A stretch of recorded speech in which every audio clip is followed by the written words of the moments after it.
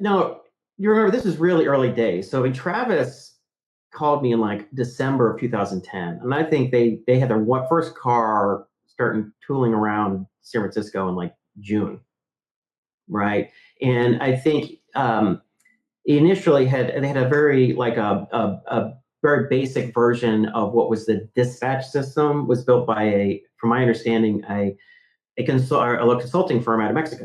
So it was built on the cheap, and they had this. It was Travis and I think Garrett Camp who did it together, and it was just like this PHP script, right? And so Travis reached out to me in December, and he's like, "Dude, I need to talk to you about something." I'm like, "What?" I'm like, "All right, I'll call you next week." And I was like one of these things, and because he works well, he called me. He's like, "Hey, dude, I got this idea," and he kind of run it by me, and we had known each other.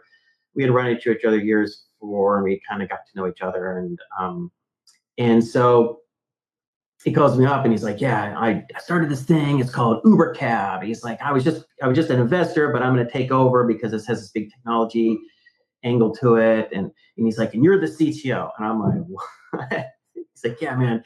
He's like, you move up to Bay Area. We're going to blow this thing up. 80 hours of work." And I was like, "Man, I can't do 80 hours a week. I'm like, I got a wife, 3 kids. We're underwater on our mortgage." Like I'm not moving to San Francisco. My wife was just elected to be the president of Pasadena Junior League. I mean, I was like, he was talking about it, and he's like, "Oh," and he's like real excited about it. He's like, "I'm flying down there next weekend to convince you." And I was like, "Oh shit."